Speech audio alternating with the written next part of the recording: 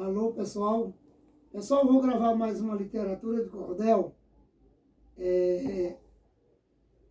O autor José Medeiro de Lacerda. Série Cangaceiro, volume 54. A saga de Antônio Silvino no Vale do Sabugi. Literatura de cordel, pessoal. Essa história vai ser a história falada. E brevemente eu gravarei essa história cantada. Então esse cangaceiro é um cangaceiro muito famoso aí no sertão brasileiro. O pessoal deve conhecer essa história. Tá bom, pessoal? Se vocês quiserem estar se inscrevendo no meu canal, ativar o sininho, o YouTube reconhece e envia para vocês as novas literaturas de cordel. Então, pessoal, no final eu me despido de vocês e essa história falada, ela começa, pessoal, assim, ó. Bem antes de Lampião, o cangaço já existia. A exemplo dessa história, que eu transformo em poesia, pois ouço deste menino, o estrago que Antônio Silvino promoveu em Santa Luzia. Esse cangaceiro um dia, com seu bando em movimento, passou nessa região, indo para um evento, na casa de um coronel, que a ele era fiel, uma festa de casamento. O famigerado evento foi na fazenda pedreira, Coronel Jonúncio Nóbrega, homem de boa estribeira, estava casando uma filha e convidou as famílias de toda aquela ribeira.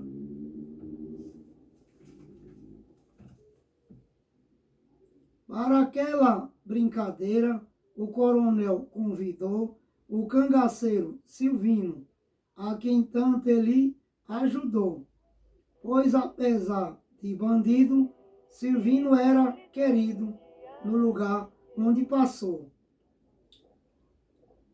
O bando se deslocou das bandas de Caicó, chegando perto de Varjas, quase arma um quiprocó.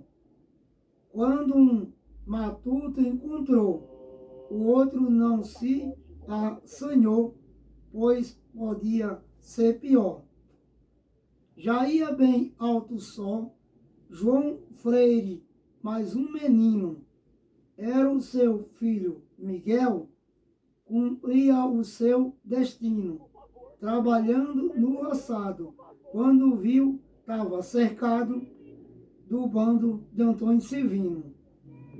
Seu João deixou o menino aganchado no braseiro, limpou o suor do rosto, todo alegre, prazeteiro, e caminhou animado para onde estava parado o grupo de cangaceiro. Meu bom capitão primeiro, aceite o meu bom dia e uma satisfação ter a sua companhia. Na minha propriedade, pode dispor à vontade dessa minha senhoria.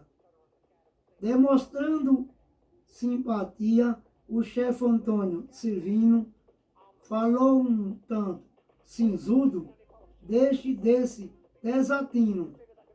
Leve a criança depressa, que eu não gosto de conversa na presença de menino.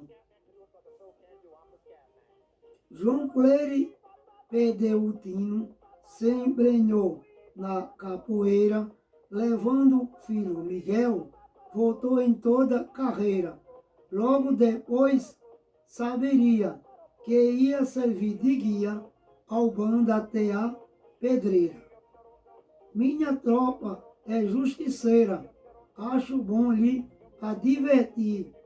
Se o senhor fizer besteira, de me enganar ou trair, fazendo caboatagem, nunca mais tu vai ver vagem, morre mesmo, é por aqui.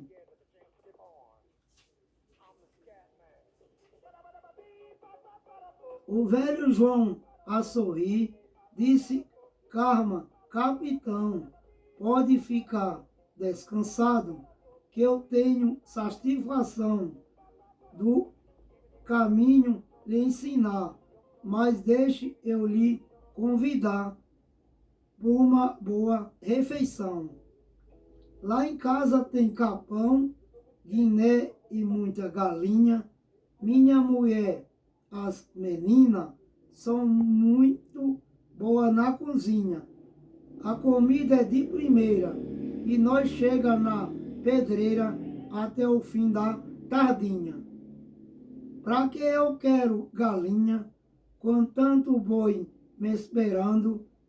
Pegue logo seu cavalo, se amonte, vamos andando, que eu não como nem converso, em casa que não conheço, vou logo te avisando. O capitão tá imaginando que eu lhe boto em confusão. Eu sei que o Senhor se hospeda em amparo do porção, que também é meu parente. Portanto, fique ciente, o Senhor está em boa mão.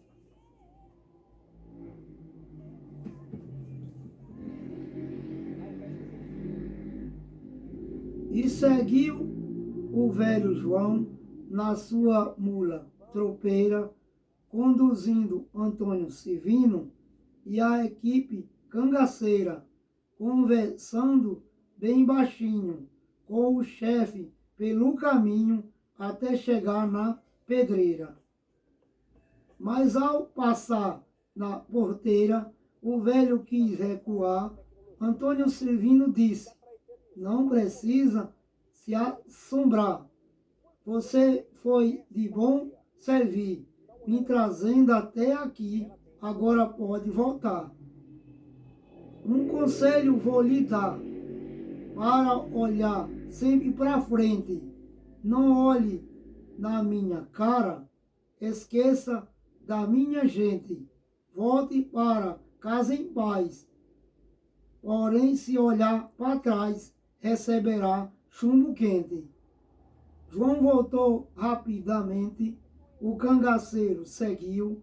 Na fazenda, a grande festa, de bem distante, se ouviu, num tom bastante animado, cangaceiro e convidado, e tudo se divertiu.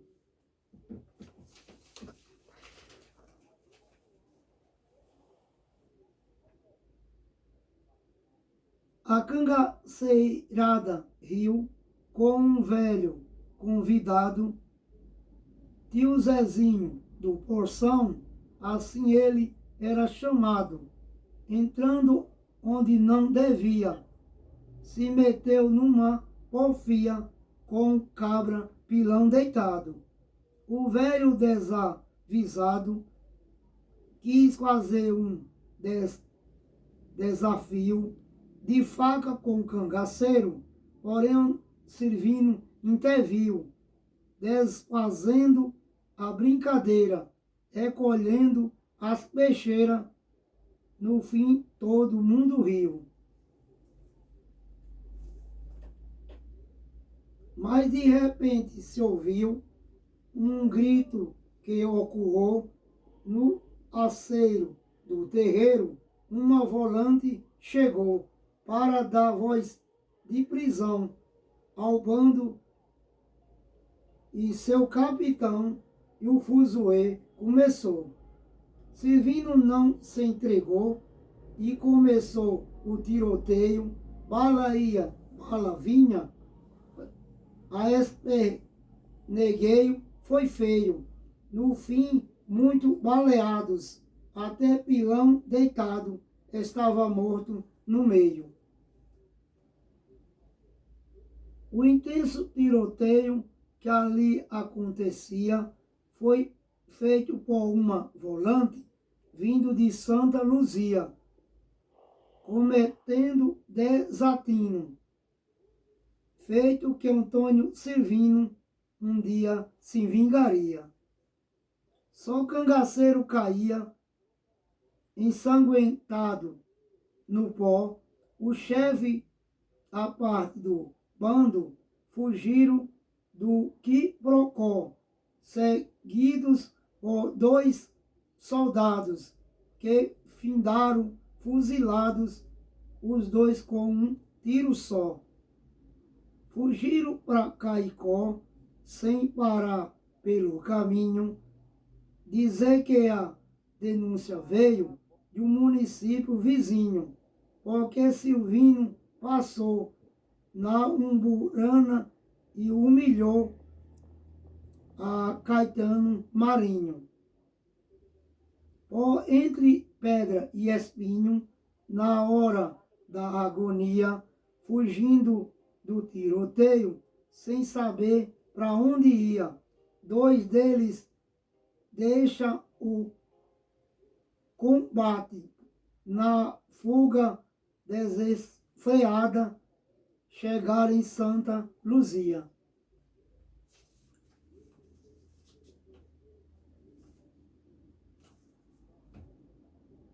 Foi grande a euforia do povo em perseguição para prender os cangaceiros, e à frente do pelotão o coronel Aristide, que os prendendo decide matar os 2 na prisão.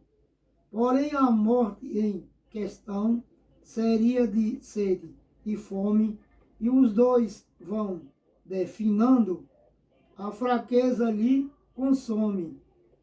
Coronel, por malvadeza, promoveu essa destreza somente para ganhar nome. Morrendo de sede e fome, os cangaceiros choravam. Quando chegava visita, por água lhe implorava.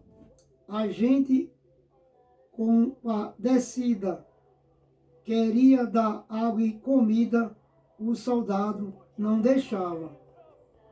Mas logo as coisas mudavam com a mulher do coronel, que entrou lá na cadeia, invertendo o papel. Disse: doa o que doer, mas eu não deixo morrer de sede nenhum incréu. Mesmo contra o coronel, ela mandou colocar uma quartinha com água e não deixasse secar. Coronel, enraivecido, levou para o mato os bandidos e deu ordem para matar. Isso deu o que falar. Quem a história conheceu ficavam questionando a forma como morreu, mas como a fraca memória, essa parte da história com o tempo se perdeu. Só um homem não esqueceu esse triste desatino, foi o chefe do cangaço, o cangaceiro Silvino. Com aquilo na lembrança, prometeu uma vingança para vingar os seus meninos. Andando em desatino, um dia aqui, outro ali, 10 anos na Caatinga, o cangaço a resistir, quando alguém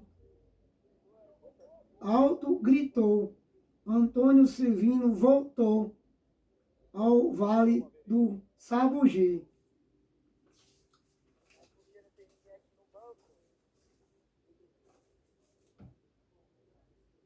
Quase tinha um piriri quem a história conhecia, a cidade polvorosa vigiava noite e dia, todos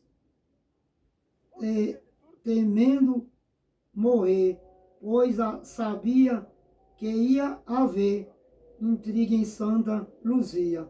O cangaceiro sabia que estava sendo esperado para cumprir a tal vingança, por isso tomou cuidado, preparou a sua gente e assim sorrateiramente entrou tudo disfarçado. Já desarmando os soldados, passando pela quartel, prenderam os pobres coitados, fazendo um grande escarcéu com as filas que criaram, e da cadeia rumaram para a casa do coronel. O seu bando era fiel até na perversidade. Uma parte dos bandidos saíram pela cidade, saqueando venda e vendinha, tirando tudo que tinha, invadindo propriedade. Para a infelicidade dos que ali negociavam, eles entravam nas lojas, tudo o dinheiro roubavam, pegavam mercadoria, outras coisas que havia na calçada jogava.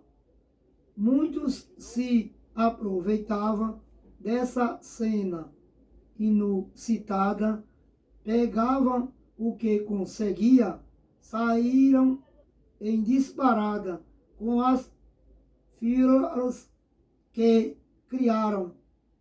Alguns até enricaram, outros ficaram sem nada. E a confusão gerada deixou o povo assombrado.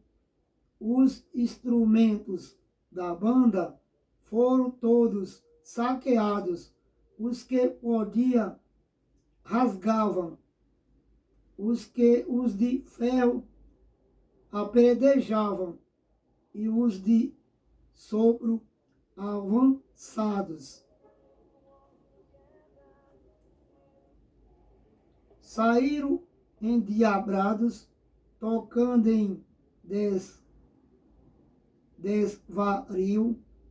O barulho que fazia de muito longe se ouviu.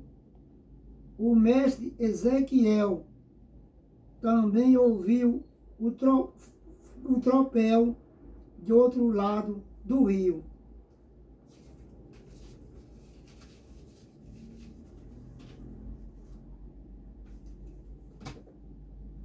Pelo barulho sentiu que havia confusão quando soube da notícia da banda Destruição, sendo um amante da arte. Lá mesmo teve um infarto e morreu do coração.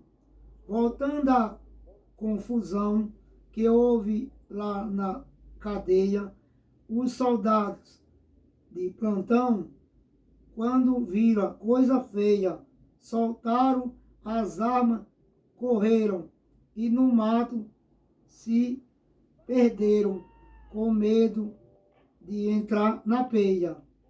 A coisa ficou mais feia na pracinha das Matriz. O coronel Aristide teve um momento infeliz. Sofreu de perder o tino nas mãos de Antônio Silvino, que fez com ele o que quis. Na pracinha da Matriz, quando Silvino chegou na casa do coronel e na porta se apresentou perante toda a família do coronel, uma filha, Aristide, protestou. O capitão segurou a moça pelo cabelo e gritou endiabrado, sem escutar seu apelo: fica quietinha, negrinha, senão com essa faquinha eu corto todo o seu pelo. E entre choro e apelo, Silvino pôde encontrar o coronel Aristide, tratou-se de arrastar em meio grande arruaça até o centro da praça, onde queria se vingar, sem intenção de matar, mas usando prepotência, pois o capitão Silvino tinha muita inteligência para não cair nesse impasse. Se ao coronel matasse, assinava sua sentença. Porém, com maledicência, trouxe o coronel arrastado, deixando de 4 pés dos outros acompanhado, fazendo grande arruaça, deu uma volta na praça sobre o coronel montado.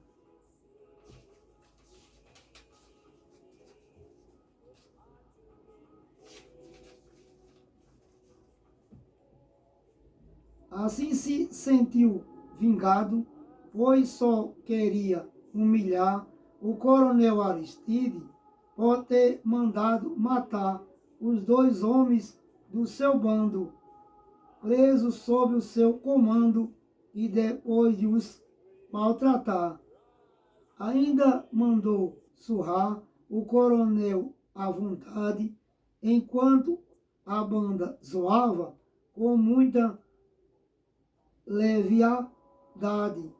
Grande alarido fazia, e o seu maestro jazia noutra parte da cidade. Aquela atrocidade jamais será esquecida. O povo aterrorizado, bandidagens enfurecida, cadeia sem delegado, um coronel humilhado e um maestro sem vida. Cidade desguarnecida virou um forrobodó. Antônio Silvino vingou-se de um velho quiprocó que começou na pedreira, juntou sua cabroeira e mandou-se para Caicó. Pessoal, muito obrigado a todos, Deus abençoe. E em breve eu gravarei ela cantada. E até breve, pessoal.